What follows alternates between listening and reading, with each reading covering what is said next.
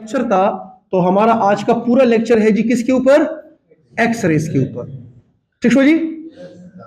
तो x raise हमारे topic है और कल का लेक्चर में जल्दी जल्दी 5 मिनट में रिवाइंड करवा देता हूं।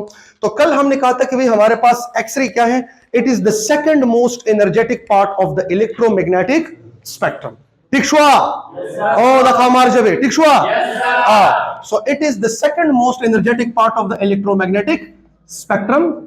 Second most what? Energetic part of EM spectrum. ओ कुलकुला खाना नुदा से खबर है चीज़ बनन लग एक्सेलेटर बानी ना काफी एक्सेलेटर बानी खपा एकदम चिकम जी के मसाला ही नो सर जी एक्सेलेटर प्रेदा ठीक है जी। और उसमें हमारे पास क्या था? तो EM स्पेक्ट्रम अगर मैं देखूं तो EM स्पेक्ट्रम को अगर कुलकुला खानानो मैं आपके सामने ड्रॉ करूं, जो कि अभी तो आपको मजीद रट गया होगा, और सबसे पहले फिर आपके पास आता है कौन भाई? राइट, कौन आता है भाई?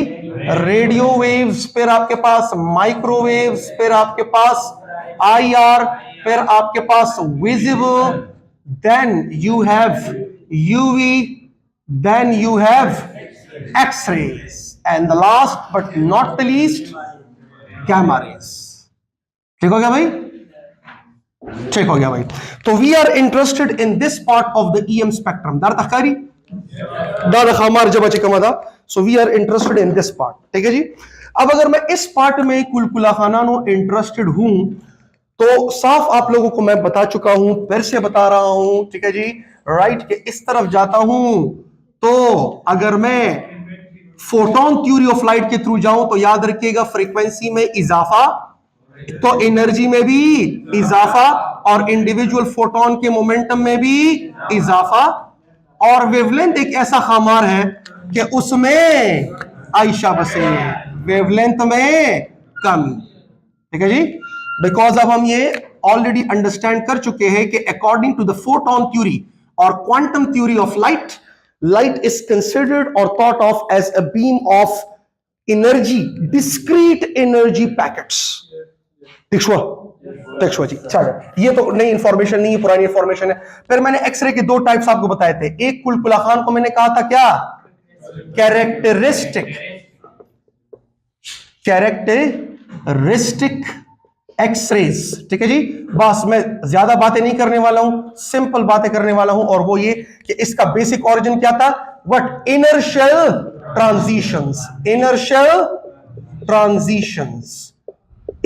ट्रांजिशंस थे हमारे पास। इसका basic origin was inertial transitions. Origin is inertial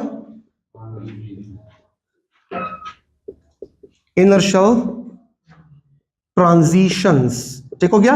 और inertial transitions of such elements that has right greater number of Z, and also एक बात ऐड कर दें कि उसका मेल्टिंग पॉइंट भी ज्यादा होना चाहिए। मेल्टिंग पॉइंट भी उसका ज्यादा होना चाहिए ऐसे मटेरियल का। अच्छा, मेल्टिंग पॉइंट क्यों, वो मैं आपको बता दूंगा। और Z का तो बड़ा सिंपल सी बात है ना कि Z इसलिए ज्यादा होना चाहिए कि इनर्शियल ट्रांजिशंस में मैं आपको बता चुका हूं कि ये एटम है।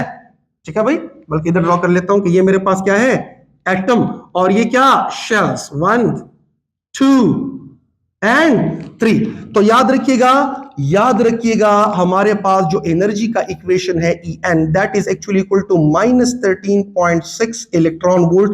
और अगर आपको याद है तो बोहर मॉडल के मुताबिक नीचे n² आता था ना, लेकिन अगर मैं उसको Z के थ्रू यानी कि हाइड्रोजन लाइक एटम्स के थ्रू लेकर जाऊं, किसके थ्रू? तो याद रखिएगा इधर एक Z का स्क्वायर भी आता है। आप लोग फर्स्ट ईयर की केमिस्ट्री में इधर Z इंट्रोड्यूस किया करते थे, राइट? तो Bohr model of atom is applicable to hydrogen and hydrogen like atoms. अच्छा सर, इस बात के ऊपर थोड़ा सा आप और रोशनी डाल दे तो ज्यादा अच्छा होगा। तो इसके ऊपर मैं 5 मिनट में जल्दी एक बात करने वाला हूं। ठीक हो गया भाई? और फिर हम जाएंगे प्रोडक्शन ऑफ एक्सरेज में। ठीक है, क्या बात है इसका मतलब क्या है भाई? सर आप तो जब डिराइव कर रहे थे तो आपने तो ये नहीं किया था। वो इसलिए बिकॉज Z की वैल्यू 1 थी ना, और मैं प्योरली कर रहा था किसको कंसिडर करके? हाइड्रोजन एटम को कंसिडर करके। ठीक हो गया भाई। और Z क्या है? Again it's not the number of electrons, it's the number of protons. तयाक साथ ही Z की actual definition number of electrons नहीं है, बल्कि नंबर ऑफ प्रोटॉन्स है। वो अलग बात है कि जब हम एटम कहते हैं तो एटम के अंदर जितने प्रोटॉन्स होते हैं उतने ही इलेक्ट्रॉन्स होते हैं, ठीक है। लेकिन अगर आयन पे आ जाए बात तो फिर तो नंबर ऑफ इलेक्ट्रॉन्स नहीं कह सकते ना। तो याद रखिएगा it should be number of protons. तो अगर मैं थोड़ा सा आपको सिर्फ एक पॉइंट क्लियर करवाता चलूं, सिर्फ एक पॉइंट, ठीक है जी, कि Bohr model of atom is applicable only to hydrogen and hydrogen like atoms, hydrogen like atoms. तो उसमें ये इधर Z का स्क्वायर आता है। और वो कैसे, अगर मैं थोड़ा सा आपको यहां पर बताऊं, फिर मैं ये मिटाने वाला हूं कि मुझे एक बात बताएं आप, अगर मैं हाइड्रोजन की बात करूं, किसकी बात करूं? H atom, H atom. तो H एटम का जो n इज इक्वल टू 1 है ग्राउंड स्टेट, वहां पर आयोनाइजेशन एनर्जी कितनी थी? 13.6 इलेक्ट्रॉन वोल्ट। फिर अगर मैं यहां पर लिखूं कि n इज इक्वल टू कौन से में? 2 में, तो कितनी थी? -3.4 इलेक्ट्रॉन वोल्ट। फिर अगर मैं आपको कहूं कि n इज इक्वल टू कितने में? 3 में, तो कितनी थी? -1.51 इलेक्ट्रॉन वोल्ट। फिर अगर मैं आपसे कहूं कि नहीं n इज इक्वल टू 4 में, तो कितनी थी? -0.84 इलेक्ट्रॉन वोल्ट। ऐसे ही था ना, ठीक है जी। अगर यहां पर मौजूद एक इलेक्ट्रॉन को मैंने निकालना है तो इतनी एनर्जी देनी है कि नहीं? लेकिन याद रखिएगा सिर्फ हाइड्रोजन एटम नहीं, आप इसको हाइड्रोजन लाइक एटम्स के लिए भी अप्लाई कर सकते हो। सो याद रखिएगा, अगर मैं हाइड्रोजन लाइक एटम्स पे आ जाऊं, किसके ऊपर? तो कुलकुला खानानो हाइड्रोजन लाइक एटम्स में आपके पास पहला क्या आता है? अगर मैं कहूं तो it will be singly ionised helium, singly ionised helium. अगर मैं दूसरा कहूं तो it will be doubly ionized lithium,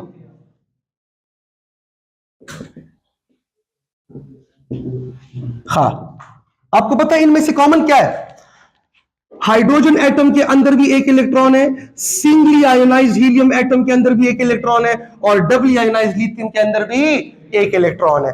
तो हर वो एंटिटी जिसमें एक इलेक्ट्रॉन होना, आप उधर बोहर मॉडल ऑफ एटम के फार्मूले अप्लाई कर सकते हो। और फार्मूले में फिर इधर आपको Z लिखना होगा, बिकॉज अगर सिंगली आयोनाइज्ड हीलियम है तो हीलियम का जो एटम होगा, किसका भाई? हीलियम। तो हीलियम होता है He42, यानी कि इसके न्यूक्लियस के अंदर 2 प्रोटॉन्स और 2 न्यूट्रॉन्स, और इर्द गिर्द घूमने वाले 2 इलेक्ट्रॉन्स। बाकी उधर और भी शेल्स हैं, लेकिन वो फिलहाल ऑक्युपाइड नहीं है। बच्चे पदी खबर बारे में कोई गई मासरा रवानी आई, मासरा रवानी आई आयशा बसे नो खामार जो बोदी तो गो रही कजदर तो सुए मा चिदा मासरा हीलियम एटम दे नो खबर ठीक को मा बिल्कुल एटम दे, जितने प्रोटॉन्स उतने electron, and atom as a whole is electrically neutral. तो जितना प्लस वाला चार्ज ओवरऑल एटम पे उतना माइनस है। अब अगर मैं ये एक इलेक्ट्रॉन निकाल दूं, अब ये एटम नहीं रहा, आयन हो गया, +1 चार्ज आ गया ना। तो अब it is singly ionised helium atom, +1 आ गया। अब उसके अंदर इलेक्ट्रॉन तो एक रह गया ना। तो याद रखिएगा बिल्कुल आप ये वाला फार्मूला अप्लाई कर सकते हो, लेकिन अब आपने Z में 1 नहीं बल्कि 2 पुट करना है। नहीं आ रही मेरे बात की समझ? Is it clear? तो अब अगर मैं इसी तरह का एनर्जी लेवल डायग्राम किसके लिए ड्रॉ करूं? हीलियम के लिए। लेकिन कौन से हीलियम के लिए? Singly ionised helium. तो याद रखिएगा जब मैं इधर Z is equal to 2 put करूंगा ना, क्या मेरे बात की समझ आई? और मुख्तलिफ इस तरह से जाता जाऊंगा, तो याद रखिएगा यहां पर अगर मैं आप लोगों को थोड़ा सा लेकर जाऊं तो ये -13.6 इलेक्ट्रॉन वोल्ट का फार्मूला आता था, -1/2 माइनस क्या बचे? -1/2 ke² डिवाइडेड बाय Rn से, और Rn की जगह मैं इजीली लिख सकता हूं n² into R1। Is it clear? अब मैं थोड़ा सा आपको यह बता दूं, इधर तक आ रहा है भाई? आ रहा है? वहां तक हो रहे बच्चे? Rn is equal to what? n² times of 0.53 angstrom था ना? Is clear? Is this clear? ऐसा बघा ना कधी कसं चरता फॉलो कोण करणार होतं बघू रिश्ता सर बजेट लान दे रही Pekšwa, os delta चे कम दे लान दे मासर यो z तरे दा z बरलेश नो z और z का स्क्वायर आ जाता है। चलो मैं उधर नहीं जा रहा बस सिंपल मैं डायरेक्टली लिख देता हूं कि r n। देखो जी, अच्छा अब देखिए जरा गौर से, हमारे पास लॉ ये है कि जब हम यहां पर ये करते हैं तो हीलियम के लिए हमारा जो ग्राउंड स्टेट आता है, क्या इसके लिए? हीलियम के लिए। Is it clear? वो 13.6 नहीं आता, बिकॉज हीलियम के लिए मैं z क्या पुट करूंगा? यहां पर z कितना है? 1। हीलियम के लिए z कितना है? 2। जरा इधर 2 पुट करो तो 2 का स्क्वायर हो जाएगा ना 4, एंड 4 इंटू 13.6 जरा कर लो तो आपके पास आएगा इधर n इज इक्वल टू 1 के लिए, n इज इक्वल टू 1 के लिए it will B minus 54.4 electron volt, और 2 के लिए इधर आपके पास आएगा क्या? माइनस 13.6 इलेक्ट्रॉन वोल्ट, और इस तरह जाते जाओ। यानी कि अगर मैं हीलियम एटम के अंदर, और वो भी कौन सा वाला? Singly ionised, singly ionised helium atom के ग्राउंड स्टेट में किसी इलेक्ट्रॉन को निकालना चाहूं, हाँ, तो मुझे 13.6 नहीं 54.4 इलेक्ट्रॉन वोल्ट की एनर्जी देनी होगी, बिकॉज हाइड्रोजन एटम के लिए z की वैल्यू 1 थी, 1 का स्क्वायर 1, तो मैं डायरेक्टली ऐसे लिख दिया करता था। समझ भाई बात? लेकिन जब मैं helium, singly ionised helium atom पर आऊंगा तो ऑटोमेटिकली यहां पर जब मैं 2 पुट करूंगा तो 2 का square 4, and 4 into this is 54.4 something. जब मैं इधर n is equal to 1 put करूंगा तो पहले शेल में इलेक्ट्रॉन को रिमूव करने के लिए जो आयोनाइजेशन एनर्जी चाहिए वो 13.6 नहीं बल्कि 54.4। दूसरे शेल में आप कितनी चाहिए? 13.6। अब सर ये क्यों इतना लंबा चौड़ा करके पढ़ा रहे हो? सिर्फ आप लोगों को एक पॉइंट क्लियर करवाने के लिए एक्सरेज में, और वो ये है कि पीरियोडिक टेबल में हम जितना हैवी एलिमेंट्स की तरफ जाते हैं, हैवी एलिमेंट्स का मतलब क्या? जितना z की वैल्यू ज्यादा होती जाती है, कंसेक्यूटिव एनर्जी लेवल्स के दरमियान गैप बढ़ता चला जाता है। यह बताना चाह रहा हूं मैं। कितना एनर्जी गैप है पहले और दूसरे में? 10.2। कितना है पहले दूसरे में? तकरीबन 41 समथिंग। क्या मेरे, बिकॉज 54 होगा पर 13.6, तकरीबन 40। सो दो एनर्जी लेवल्स में यहां पर जो गैप है यहां पर बहुत ज्यादा है। तो अब अगर कोई इलेक्ट्रॉन दूसरे से पहले में फॉल करेगा इस वाले में, तो कितने एनर्जी का फोटोन निकलेगा भाई? इस फोटोन की एनर्जी होगी 10.2 इलेक्ट्रॉन वोल्ट। और अब अगर मैं आपसे कहूं कि उसी 2 से 1 में एक इलेक्ट्रॉन जंप कर रहा है, ट्रांजिशन कर रहा है, लेकिन हाइड्रोजन एटम में नहीं बल्कि singly ionised helium atom, right? तो अब अगर यहां पर कोई इलेक्ट्रॉन जंप करे तो कितने एनर्जी का फोटोन निकलना चाहिए? That should be round about 40 electron volt. ये वाला फोटोन ज्यादा एनर्जेटिक है कि ये वाला? This one. इसकी एनर्जी ज्यादा, इसकी फ्रीक्वेंसी ज्यादा, इसका मोमेंटम ज्यादा, इसका वेवलेंथ कम। एनर्जी लेवल के दरमियान गैप ज्यादा हुआ ना, राइट? बिकॉज हमें पता है कि एनर्जी ऑफ अ फोटोन, बोहर-ज़मान क्या कहता है? Energy of a photon is equal to what? E higher minus E lower. उम्दक का हो जाता है खबर रखो। क्या मेरी बात की समझ आई? अच्छा, तो इसका मतलब यह है कि अगर मैं कैरेक्टरिस्टिक एक्सरेज प्रोड्यूस करना चाहता हूं जो कि किससे होता है? इनर शेल ट्रांजिशन से, तो मुझे एक ऐसा एलिमेंट चाहिए जिसका Z क्या हो? ज्यादा। क्यों?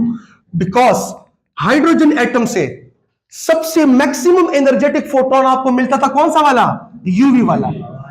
जब आप उसे पहले में फॉल करवाते थे, जब दूसरे में फॉल करवाते थे तो विजिबल, और उसके बाद तीसरे, चौथे, पांचवें में फॉल करवाते थे तो IR। यानी कि ये 3 रेंजेस में आपको हाइड्रोजन एटम के अंदर इनर शेल ट्रांजिशन करवाकर ये फोटोन्स मिल सकते हैं। मैक्सिमम एनर्जेटिक यूवी का मिलता है, लेकिन उससे ज्यादा नहीं मिल सकता। लेकिन हम जब एटॉमिक नंबर बढ़ाते हैं, यानी कि पीरियोडिक टेबल में बड़े बड़े एलिमेंट्स की तरफ जाते हैं, तो अब आपके सामने है कि सिर्फ एक मैंने बढ़ा दिया और एनर्जी लेवल के दरमियान गैप देख ले कितना ज्यादा हो, बढ़ गया। तो जब हम बड़े की तरफ जाएंगे तो यस इट इज पॉसिबल कि हम क्या प्रोड्यूस कर सकें, एक्सरे प्रोड्यूस कर सकें, और उस एक्सरे को हम कहते हैं कैरेक्टरिस्टिक एक्सरे। समझ आई बात? This is based on a law called मोजले लॉ। आपके बुक में शायद ये नहीं है, राइट? फर्स्ट केमिस्ट्री में है ना? तो मोजले लॉ में आप कहते हैं कि the square root of the frequency is directly proportional to the atomic number. किसकी फ्रीक्वेंसी? इस फोटोन की। समझ आई बात? So that is based on the Moseley law. तो मोजले लॉ में आप क्या कहते हो भाई? केमिस्ट्री में है ये? वेरी गुड, फिर तो ठीक है। So that is the square root of the frequency of the photon या फिर लाइट जो वो रिलीज करता है, it is directly proportional to what? Z। तो जितना मैं यहां पर Z बढ़ाता हूं तो इमिटेड फोटोन की फ्रीक्वेंसी में इजाफा आता है। Is this clear? तो इसलिए हमें क्या मिलना चाहिए? बड़े Z में इनर्शियल ट्रांजिशन करवा के एक्सरे प्रोड्यूस करने चाहिए, कैरेक्टरिस्टिक वाले। ठीक हुआ? आयशा बसे द्वेमा खबर दादा जी, यही वाला लॉ आप इधर भी अप्लाई कर सकते हो। और मेल्टिंग पॉइंट क्यों ज्यादा होगा वो मैं थोड़ी देर बाद आपको बताता हूं। अब यही वाली बात जो है ये सिर्फ एक पॉइंट प्रूफ करवाने के लिए था कि भाई जितना हम एटॉमिक नंबर बढ़ाते हैं कंसेक्यूटिव एनर्जी लेवल्स के दरमियान गैप बढ़ता है। सही जी? तो यहां पर मैं बाकायदा लिख देता हूं एज, ये एक पॉइंट हो गया ना, ये एक पॉइंट होगा, as we increase Z, right? The energy gap between consecutive energy levels what increases। Up arrow का मतलब क्या? अप एरो का मतलब इंक्रीजेस। देखो बच्चे, हाँ जी, एक तो ये पॉइंट हो गया। अब हमने एक्सरेस का सिर्फ ये पॉइंट तो नहीं पढ़ता ना, हमने साथ में कंटिन्यूस भी पढ़े थे, राइट? और कंटिन्यूस क्या थे? कंटिन्यूस कुछ इस तरह से थे बच्चे। अब ये मिटा सकता हूं, बल्कि मिटाना क्या है, इधर ही करता हूं, देखते जाएं। हेलो, इधर ही करता हूं, देखते जाएं। ये कैरेक्टरिस्टिक था ना। दूसरा हमारे पास कौन सा होगा? कंटिन्यूस। कौन सा होगा भाई? कंटिन्यूस। तो कंटिन्यूस मैं आपके सामने इधर ही कर देता हूं। So continuous X rays, this is 1, this is 2। या ब्रेकिंग रेडिएशंस भी आप कह सकते हो उसे, क्या? ब्रेकिंग, कंटिन्यूस और what? Braking radiations. And by radiations I mean X-rays ना, क्या बच्चे? एक्सरेज। और इसका जो ओरिजिन था, इसका ओरिजिन हमारे पास क्या था भाई? व्हाट? द डी एक्सेलरेशन और एक्सेलरेशन ऑफ द इलेक्ट्रॉन, बल्कि D acceleration of electron. So deceleration, slowing down of the electron, right? Deceleration, right, of electrons या फिर चार्ज पार्टिकल्स। फॉर एग्जांपल अगर मैं आपसे कहूं कि ये मेरे पास एक एटम है, हाँ देखो जी, हैवी एटम है, सॉरी हैवी एलिमेंट है। अब अगर मैं आपसे कहूं कि भाई इधर ये क्या है? इलेक्ट्रॉन्स। क्या है भाई? इलेक्ट्रॉन्स 1 2 3 4 5 6 7 8। ठीक हो गया? तो अगर एक और इलेक्ट्रॉन हमार को मैं इसके ऊपर स्ट्राइक करवाता हूं और बहुत तेजी से स्ट्राइक करवाता हूं, बहुत हाई एनर्जी है काइनेटिक एनर्जी, तो काइनेटिक एनर्जी बराबर होती है EV0 की। किसी ना किसी वोल्टेज से इसे एक्सेलरेट करवाया गया होगा ना पोएगा जब ये मूव करेगा। ठीक है? अब जब ये अंदर जाएगा तो पहले तो ये इलेक्ट्रॉन इस इलेक्ट्रॉन को क्या करेगा? बताओ भाई, क्या मेरी बात की समझ आई? तो इसने तो इधर ही से क्या करना है? Slow down. क्या बचे? Slowing down. Is this clear? और जब वो स्लो डाउन करेगा so there will be a loss in kinetic energy, and that loss in kinetic energy will appear in the form of production of electromagnetic waves। और वो electromagnetic waves यहां पर अलाई कर सकते हैं किसमें? एक्सरेज में। अगर तो ये काइनेटिक एनर्जी में बहुत ज्यादा लॉस हो, यानी कि डी एक्सेलरेशन बहुत ज्यादा हो। ठीक हो गया भाई? तो बच्चे याद रखिएगा, बच्चे ये इधर तक कवर हो रहा है ये? हाँ ठीक है? तो ओके, अगर ये आ रहा है तो मैं डायरेक्टली इधर लिख लेता हूं कि भाई याद रखिएगा कि यहां पर हमारे पास एटम्स, राइट, ये एटम है। तो अगर ये एक इलेक्ट्रॉन इधर जा रहा है, ठीक है जी, नेगेटिव पार्टिकल इलेक्ट्रॉन है, तो ये जब जाता है तो ऑटोमेटिकली यहां पर से ही वो क्या करेगा? रेडिएशंस एमिट करना शुरू कर देगा। Because of the electronic cloud there is a repulsion, so there will be a loss in kinetic energy, that is equal to eV nought. Is this clear? और जितना लॉस इन काइनेटिक एनर्जी होगा, ये याद रखिएगा, that will exactly be equal to the energy of a photon which is given by this equation HF। ऐसा ही है ना? Because इस फोटोन की एनर्जी उतनी होगी जितना इस लम्हे में इलेक्ट्रॉन क्या हुआ होगा, डी एक्सेलरेट हुआ होगा। क्या मेरे बात की समझ आई बच्चे? क्या इसकी समझ आई?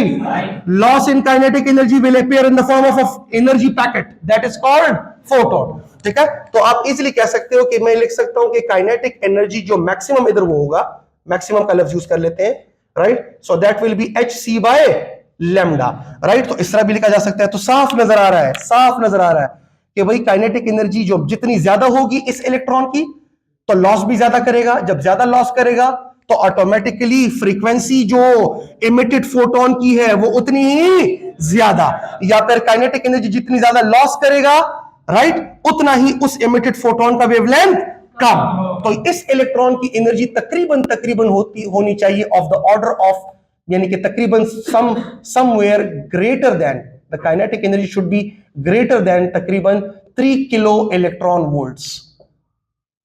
ये एक रफ सा एस्टिमेट है कि 1 से लेकर 3 किलो इलेक्ट्रॉन वोल्ट या उससे ज्यादा की एनर्जी अगर इस मूविंग इलेक्ट्रॉन की होगी, तो वो जब डी एक्सेलरेट होगा तो वो इतनी एनर्जी का फोटोन रिलीज कर सकेगा जो कि किस रेंज में लाई करे, एक्सरे में। बिकॉज याद रखिएगा एक्सरे का जो रेंज होता है वेवलेंथ का, वो लाई कर सकता है फ्रॉम 0.1 एंगस्ट्रॉम टू तकरीबन 100 एंगस्ट्रॉम। ये याद रखिएगा, ये याद रखिएगा, फ्रॉम 0.1 एंगस्ट्रॉम टू 100 एंगस्ट्रॉम तक क्या हो सकता है, राइट?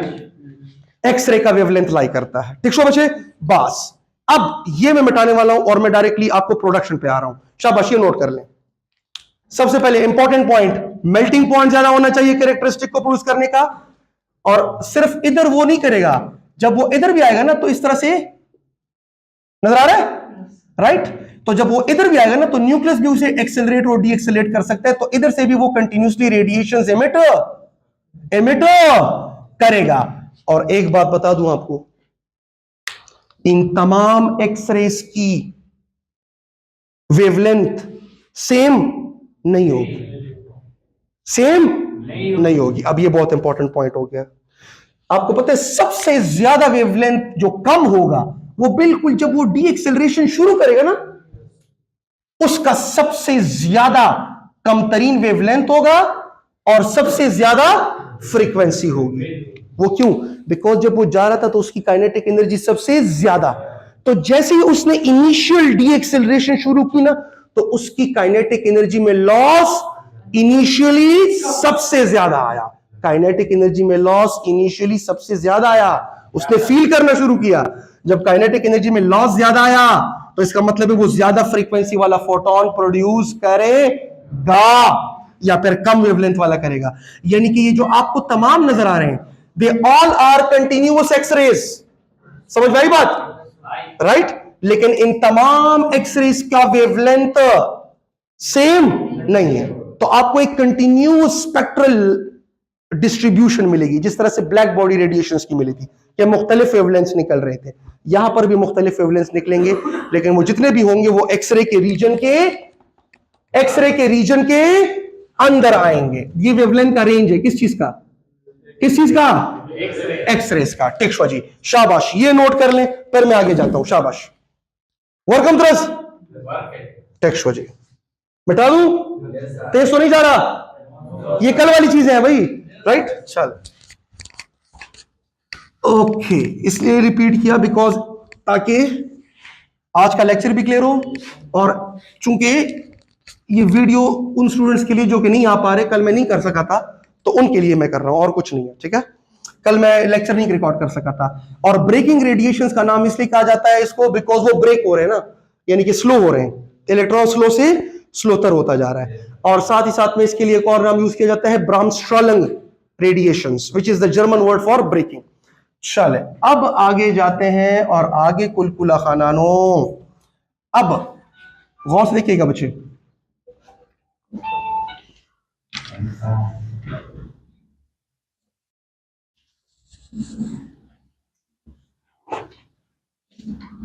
ओके जी, यहां पर एक मेटल है भाई, ठीक है भाई, राइट, और यहां पर कोई कूलिंग पाइप्स है, right, this is a metal target, anode हम इसे कहते हैं। यहां पर हमारे पास एक, let me draw that with the different colour, so here is the voltage जिसका रेंज होता है, कुछ बुक्स में आपको ये वेरी करके देगा, ये तकरीबन 1 वोल्ट टू तकरीबन 5 वोल्ट तक हो सकता है, ये मुख्तलिफ वेरी कर सकता है इस बैटरी का जो वोल्टेज है वी वाला, राइट, ठीक है जी। और यहां पर हमारे पास है जी क्या, एक कैथोड, राइट, क्या भाई, कैथोड, ठीक है जी, और ये कनेक्ट है एक और सोर्स के साथ, right, that is a huge source, तगड़ा सोर्स है भाई, ठीक है जी, और ये कनेक्ट है जी यहां पर इस टारगेट के साथ, ठीक है जी। तो इसका मतलब यह है कि इसका पॉजिटिव जो है इस वोल्ट का, इस वोल्टेज सोर्स का जो, और इसकी जो रेंज है ये 10 किलो वोल्ट से लाई कर सकती है टुवर्ड्स 100 किलो वोल्ट्स तक। समझ में आई बात कि नहीं? कुछ बुक्स में आपको डिफरेंट मिलेगा, मुख्तलिफ बुक्स में, कुछ बुक्स में एक तरह से, यानी कि मेन मकसद ये है कि ये जो वोल्टेज सोर्स है ये बड़ा तगड़ा वोल्टेज सोर्स है, ठीक है ना, किलो लगा हुआ है उसके साथ, इधर किलो नहीं लगा हुआ, सिंपल वोल्ट है। क्या मेरे बात की समझ आई? सो दो वोल्टेज सोर्सेज है, अब समझाता हूं। तो ये आपका क्या हो गया, एनोड, और ये आपका क्या हुआ, कैथोड। अच्छा, यहां पर ये फिलामेंट हीट अप होता है, हाई रेजिस्टेंस फिलामेंट है, क्या है भाई, हाई रेजिस्टेंस, क्या है भाई, फिलामेंट। अब ये फिलामेंट हीट हो रहा है, और ये हीट करके साथ ही साथ में इस कैथोड को क्या कर रहा है, हीट कर रहा है। ये क्या है भाई, कैथोड, क्या है भाई, कैथोड, और ये हमारा कौन है भाई, एनोड। ठीक शो बच्चे, राइट।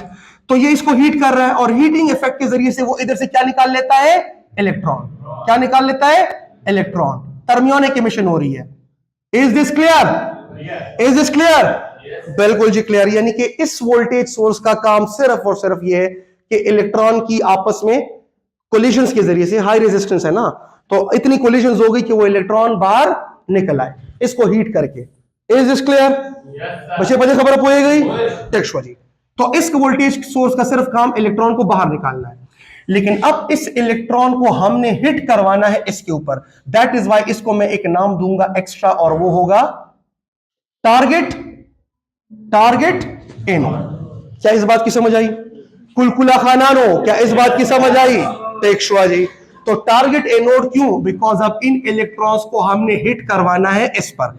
तो निकालने का काम इस वोल्टेज सोर्स का था, लेकिन अब इसको यहां तक पहुंचाने का काम इस वोल्टेज सोर्स का है, बिकॉज ये वाला जो है आपका खामार नेगेटिव है, कैथोड है, और जिस टारगेट को हमने हिट करवाना है उसको हमने बना दिया हुआ है क्या, एनोड। तो ऑब्वियसली इलेक्ट्रॉन ने मूव करना है from low potential to the high potential. तो इन इलेक्ट्रॉन्स ने बड़ी हाई वेलोसिटी अचीव कर लेनी है, न पोएगे पदे खबर।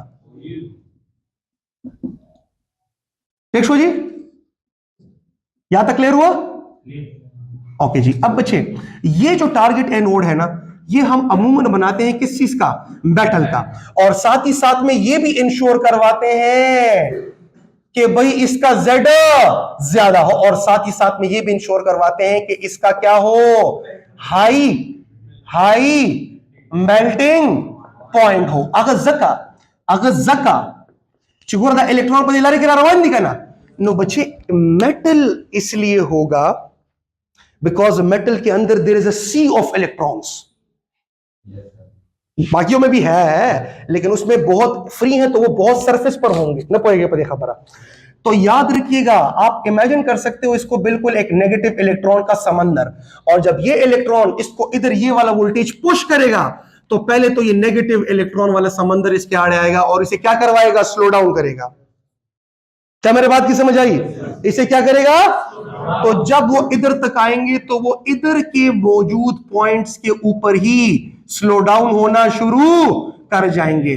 और याद रखिएगा ये वोल्टेज ज्यादा इसलिए होना चाहिए बिकॉज हमें इस इलेक्ट्रॉन को बड़ी ह्यूज काइनेटिक एनर्जी देनी है, और आपको तो पता है कि kinetic energy of the electron होगा बराबर EV के। ये वो वोल्टेज है, ये वाला, let me call it V dash, let me call it V dash, ताकि आप इस वाले V को इस वाले V के साथ मिक्स ना कर जाओ। Is this clear? राइट। ये वोल्टेज जो है, इस वोल्टेज को हम कहेंगे एक्सेलरेटिंग वोल्टेज। क्या कहेंगे? बिकॉज इलेक्ट्रॉन को अगर कोई पुश दे रहा है इस टारगेट एनोड की तरफ तो वो ये वाला वोल्टेज दे रहा है।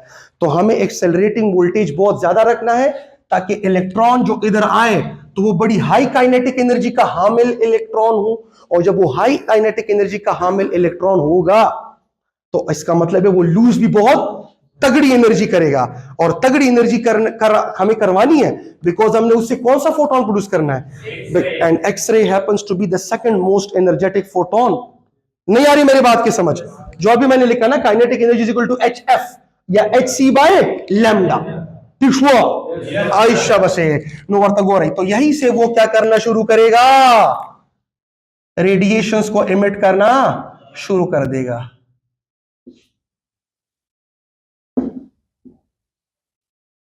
और आपने एक बात नोटिस की, मैं यहां पर क्या कर रहा हूं, मैं डिफरेंट वेवलेंथ ड्रॉ कर रहा हूं कि नहीं?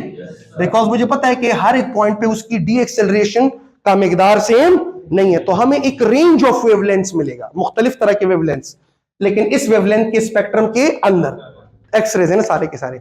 अच्छा, तो हमें कौन से रेज मिल रहे हैं, कैरेक्टरिस्टिक की कंटिन्यूअस? कंटिन्यूअस। क्या मेरे बात की समझ आई? गुड। तो अब हम यहां पर प्लॉट ड्रॉ करने वाले हैं कुलकुला खानानो। किस चीज का? हम प्लॉट ड्रॉ करने वाले इंटेंसिटी वर्सेस वेवलेंथ का, वर्सेस वेवलेंथ का।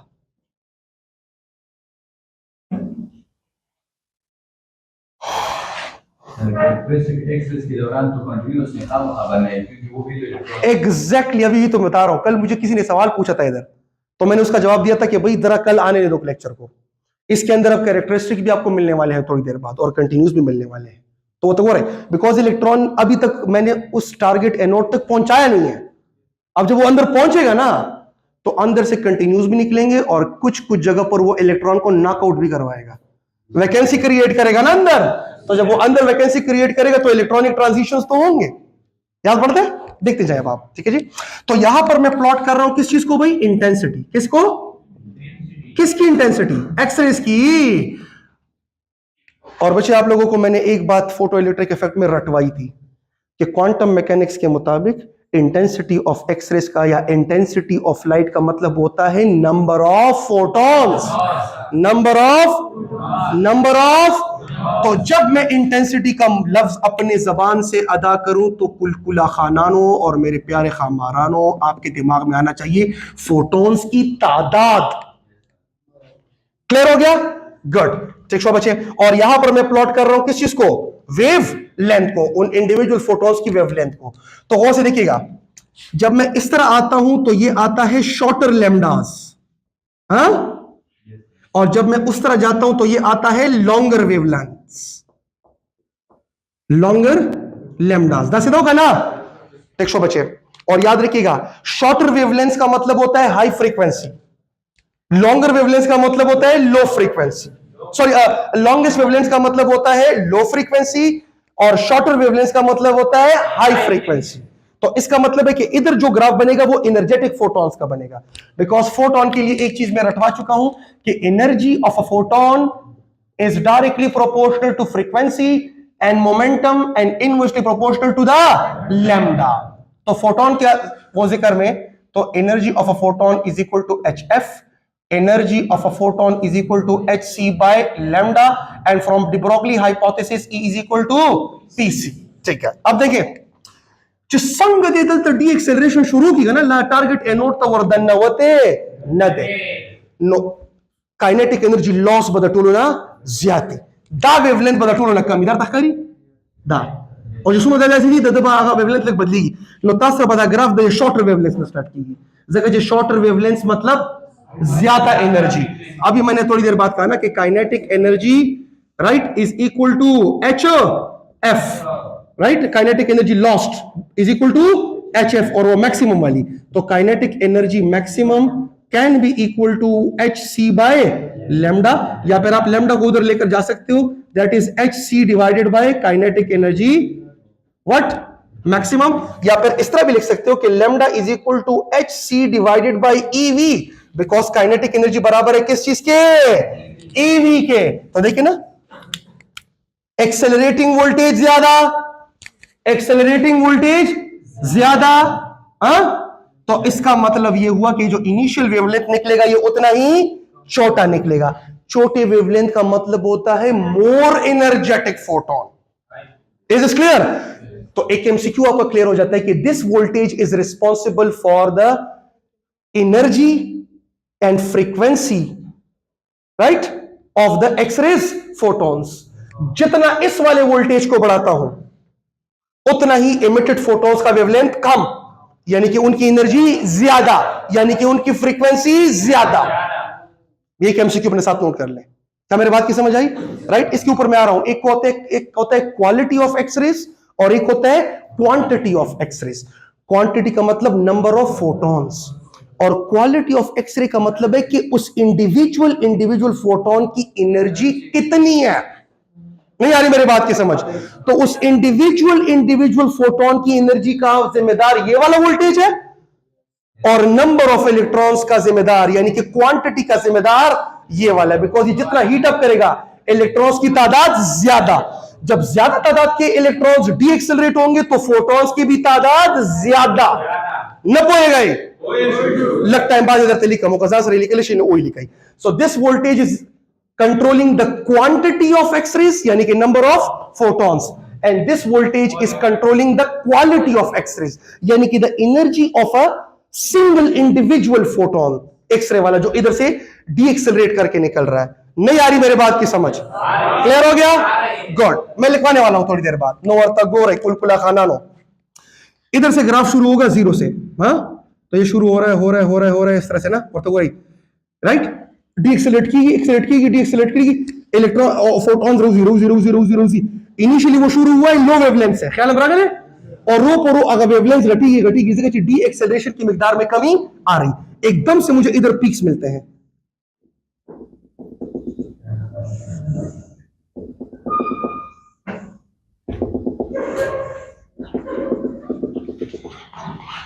आपको पता है ये पीक्स किसके हैं?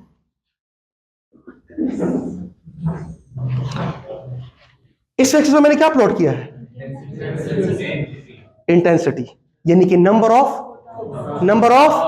फोटॉन्स। दस रहा ना नो वर्त गो रही द पीक चिकम तास तखरी का ना द यू पीक चिकम दे अवलने द मुसरदे characteristic X rays of alpha, again characteristic X rays K series का बीटा, फिर इधर आगे जाते हो तो लेटर से एल व्हाट अल्फा और एल बीटा, गैमा भी हो सकता है दरमियान में। आपके बुक में तो एल अल्फा और एल बीटा लिखा भी नहीं गया, बस सिर्फ के वाले के ऊपर इत्तेफाक किया गया है। पर खबर आने में पूछ हुई, लेकिन मैं उसका पूरा ग्राफ ड्रॉ कर रहा हूं। अब होगा क्या, जब इलेक्ट्रॉन अंदर रीच करेगा तो अंदर के एक एटम को जरा जूम करो ना यार, तो अंदर मेरे पास एक एटम मुझे नजर आ रहा है, कुलकुला खानानो कुछ ऐसे। तो अंदर इलेक्ट्रॉन पहुंच गया, और ये इलेक्ट्रॉन जब अंदर पहुंच गया, ये ब्लैक वाला, राइट, तो देयर इज अ पॉसिबिलिटी कि वो अंदर क्या कर गया, नॉकआउट कर गया। और याद रखिएगा कि उधर तक पहुंचने में वो कंटिन्यूसली एक्स-रेज प्रोड्यूस कर रहा है, लेकिन कौन सा, कंटिन्यूस। तो ये जो डॉटेड लाइंस आपको नजर आ रहे हैं ना सारे के सारे, ये रिप्रेजेंट कर रहे हैं कंटिन्यूअस एक्स-रेज को। किसको? तो देखिए जा रहा है, डीएक्सेलरेट हो रहा है, कंटिन्यूस एक्सेस बन रहे मुख्तलिफ वेवलेंथ के नजर आ रहे हैं, मुख्तलिफ वेवलेंथ के बन रहे, एकदम से इलेक्ट्रॉन अंदर नॉकआउट करना शुरू कर गए, बिकॉज वो तो आ रहे हैं ना कंटिन्यूसली। तो नॉकआउट उसने कर दिया लेटेस्ट से बिल्कुल अंदर के इलेक्ट्रॉन को, राइट, और उस अंदर के इलेक्ट्रॉन को जब उसने नॉकआउट किया तो देयर इज अ पॉसिबिलिटी कि उसको फिल करने के लिए इस शेल से इलेक्ट्रॉन आए। तो जब इस शेल से आएगा तो कौन सा निकलेगा, K alpha. There is a possibility कि उसको फिल करने के लिए इधर से इलेक्ट्रॉन आए तो कौन सा निकलेगा, के बीटा। तो इलेक्ट्रॉन्स नॉकआउट हो रहे, तो कभी के अल्फा निकल रहा है, कभी के बीटा निकल रहा है। क्या मेरे बात की समझ आई? क्या मेरे बात की समझ आई? Is this clear? यहां तक क्लियर हुआ? दैट इज दिस ग्राफ जो मैं आपको शो कर रहा हूं, this one, if you can see this, नजर आ रहा है? क्लियर है? ठीक है जी, राइट। तो ये बच्चे याद रखिएगा। ओके, एक मैंने गलती की है, ये के बीटा होना चाहिए और ये के अल्फा। हाँ जी, वले जकचिता परुन वीलियू। आप लोगों को कल मैंने कहा था कि एनर्जी वाइज के सीरीज जो होगा वो एल सीरीज से ज्यादा एनर्जेटिक होगा। क्यों? बिकॉज मैंने क्या कहा था कि पहले शेल का बाकियों के साथ जो एनर्जी गैप है वो ज्यादा है, दूसरे शेल का बाकियों के साथ जो एनर्जी गैप है वो कम है। कल बताया था ना मैंने आपको। ठीक हो गया भाई? तो ये तो क्लियर हो गया ना। तो के सीरीज के वो होंगे जो पहले शेल में आएंगे, एल सीरीज के वो होंगे जो दूसरे शेल में आएंगे। लेकिन अब फर्दर मैंने आपको के सीरीज के अंदर बातें बताई थी कि अगर मैं के सीरीज के अंदर की बात करूं तो energy of K alpha will be less as compare to energy of K beta will be less as compare to K. क्यों? बिकॉज याद रखिएगा, पहले शेल का दूसरे से जो एनर्जी गैप है वो कम है, और उसी के शेल का, यानी पहले शेल का, के शेल का उस दूसरे वाले से जो एनर्जी गैप है वो ज्यादा है। तो ये वाला फोटोन ज्यादा एनर्जेटिक होगा as compare to this one. और अगर के गैमा वाला हो गया वो और भी ज्यादा एनर्जेटिक होने वाला है। क्या मेरे बात की समझ आई? क्लियर हुआ? तो देखते ना, के बीटा का वेवलेंथ छोटा लेकिन के अल्फा का वेवलेंथ बड़ा। छोटा वेवलेंथ का मतलब क्या? More frequency and more energy. बड़े वेवलेंथ का मतलब क्या? Low frequency and low. और मुझे पता है कि K beta is more energetic than K alpha का ना यार। अब देखिए ना, एल सीरीज के जो वेवलेंथ्स हैं वो के सीरीज के वेवलेंथ से और भी बड़े हैं, बिकॉज उस तरफ जब जाता हूं तो लॉन्गर वेवलेंथ है ना। और मैंने आपको कल बताया था कि एनर्जी वाइज तमाम के सीरीज के जो एक्सरेज होंगे वो एल सीरीज के एक्सरे से ज्यादा एनर्जेटिक होंगे, बिकॉज ऑफ द फैक्ट कि के शेल का बाकियों से जो एनर्जी गैप है वो ज्यादा है as compare to L shell का जो बाकियों से एनर्जी गैप है। क्या मेरे बात की समझ आई? इज दिस क्लियर बच्चे? Is this clear? तेज जा रहा हूं, थोड़ा बच्चे वेट कर ले, थोड़ा वेट कर ले, थोड़ा वेट कर ले बच्चे। I need to clear this. अच्छा, ये आपके पास पूरा का पूरा बना। तो देखिए ना, एल सीरीज जहां पर बना वो लॉन्गर वेवलेंथ पे बना, बिकॉज एल सीरीज के फोटॉन्स की एनर्जी के सीरीज के फोटोन की एनर्जी से कम है। बिकॉज लॉन्गर वेवलेंथ का मतलब क्या होता है? Low frequency. Low frequency means low energy. Shorter wavelength का मतलब होता है मोर फ्रीक्वेंसी। मोर फ्रीक्वेंसी मींस मोर एनर्जी। तो इसके अंदर से आपको जो वेवलेंथ निकलेंगे तो उसके अंदर कुछ कंटिन्यूअस होंगे, ये डॉटेड लाइंस रिप्रेजेंट कर रहे हैं कंटिन्यूअस को, और ये शार्प पीक्स रिप्रेजेंट कर रहे हैं कैरेक्टरिस्टिक को। बिकॉज कैरेक्टरिस्टिक होता है जब आप बंदूक को उस मोड पे लगा दो जिसमें वो सिर्फ एक एक गोली निकालेगा। एक मर्तबा ट्रिगर दबाओगे तो एक गोली, फिर ट्रिगर दबाओगे दूसरी गोली, बिकॉज एक इलेक्ट्रॉन अंदर से निकलेगा, वैकेंसी क्रिएट होगी तो एक इलेक्ट्रॉनिक ट्रांजिशन होगी तो एक एक्सरे फोटोन, दूसरा इलेक्ट्रॉन निकलेगा, दूसरी ट्रांजिशन होगी तो दूसरा एक्सरे फोटोन। क्या मेरे बात की समझ आई? इस तरह से। लेकिन कंटिन्यूअस एक्सरे थ्रू आउट दरमियान में आपको नजर आ रहे हैं, बिकॉज चाहे वो इधर हो या चाहे वो उस एटम के अंदर से कोई इलेक्ट्रॉन गुजरे, न पोएगे पदे खबर आ, डी एक्सेलरेट तो उसने होना ही होना है। Is this clear? तो इधर से आपको एक्सरेज मिलेंगी, उसके अंदर ये कंटिन्यूअस और कैरेक्टरिस्टिक दोनों।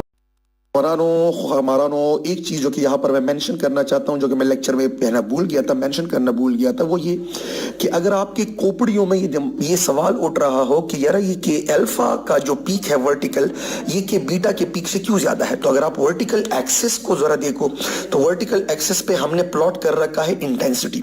और ज़वारानो बड़ी सीधी सादी बात है, क्वांटम मैकेनिक्स में फोटोन थ्योरी के मुताबिक हम इंटेंसिटी ऑफ इलेक्ट्रोमैग्नेटिक रेडिएशंस को कंसिडर करते करते हैं as a number of photons.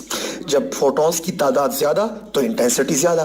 तो अगर के अल्फा का वर्टिकल पीक ज्यादा है एज कंपेयर टू के बीटा के, इसका मतलब है कि अल्फा के फोटॉन्स की तादाद ज्यादा है एज कंपेयर टू के बीटा के। ठीक है जी। अच्छा, अब क्योंकि अल्फा के फोटॉन्स की तादाद ज्यादा है, कि अल्फा के फोटॉन्स की तादाद इसलिए ज्यादा है बिकॉज के सीरीज वाले एक्सरेज फोटॉन्स निकलते हैं जब हम n इज इक्वल टू 1 में वैकेंसी क्रिएट करें।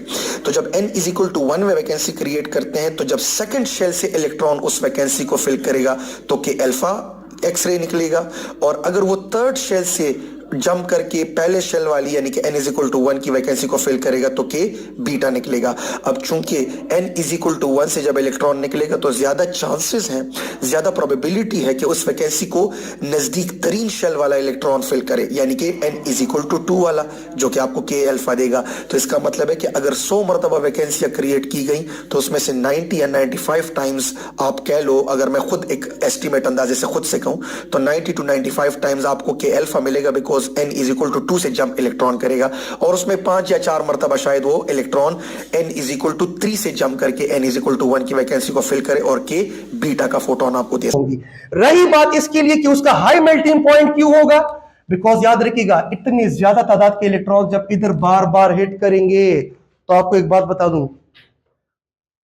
यहां पर 1% जो है वो आपको फोटॉन्स मिलेंगे, इज क्लियर। बाकी 99% तकरीबन आपको पता है ये चीज हीट हो रही होती है। यार target anode is getting hit by a lot of electrons with a very high energy, वो कंटिन्यूसली इलेक्ट्रॉन उस टारगेट एनोड के एटम्स को हिट कर रहे हैं, उनको जिगल करवा रहे हैं, तो यहां पर हीट प्रोड्यूस होगी। वो टारगेट जो है इतना हीट हो सकता है कि शायद वो मेल्ट कर जाए, तो उसके लिए जरूरी है कि उसका मेल्टिंग पॉइंट ज्यादा रहे। क्या मेरे बात की समझ आई? नंबर 1 एक तो बात यह है, और जो यहां पर है this is a cooling system, this is a what cooling system, जिसके अंदर क्या घूम रहा होता है, सर्कुलेट कर रहा होता है वाटर, बिकॉज वाटर की स्पेसिफिक हीट कैपेसिटी बहुत ज्यादा है, दैट इज कि वो बहुत ज्यादा एनर्जी एब्सॉर्ब कर सकता है और उसका टेम्परेचर फिर भी इतना नहीं बढ़ेगा। स्पेसिफिक हीट कैपेसिटी को कैसे डिफाइन किया जाता है? The amount of energy required to raise the temperature of the substance by 1 kelvin. Is it clear? तो वाटर यूज किया जाता है कूल करने के लिए इस टारगेट एनोड को, और इस पूरे मॉडर्न ट्यूब को ओवरऑल कहा जाता है क्या? Coolidge tube. क्या बच्चे? कूलिज ट्यूब, ये साइंटिस्ट का नाम है, कुछ 1930s में इसने ये ट्यूब बनाया था एक्सरेज को प्रोड्यूस करने के लिए। किसको? एक्सरेज को, जिसके अंदर आपको कैरेक्टरिस्टिक और कंटिन्यूस दोनों मिलेंगे। और याद रखिएगा दिस वाला वोल्टेज कंट्रोल्स द क्वालिटी, क्या बच्चे? Quality of X-rays, quality of X-rays, right? थोड़ा सा रफ करके लिख रहा हूं।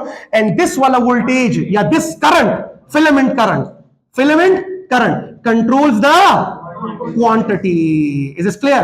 बिकॉज इसकी वजह से ज्यादा इलेक्ट्रॉन्स निकलेंगे तो ज्यादा फोटॉन्स निकलेंगे, तो क्वांटिटी फोटॉन्स की ज्यादा।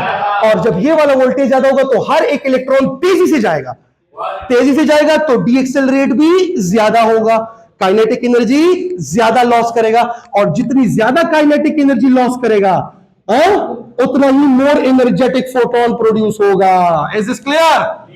राइट? तो इसका मतलब है कि हर एक फोटोन की एनर्जी जो है वो कंट्रोल करता है ये वाला वोल्टेज, और फोटॉन्स की तादाद जो है वो कंट्रोल करता है ये फिलामेंट करंट। ये अपने साथ जरा एमसीक्यू में लिख लेना। Is this clear? Is this clear? ये हमारे पास एक सिंपल सा शॉर्टकट तरीका का सारा एक्सरेस का, फिर बाकी इन सारे स्कीमेटिकल यूज आप लोग लिख लेना। ठीक जी, that's the end of today's lecture. लगते इस पे ओवरलू तो आई बिलीव से गुजारा हुआ।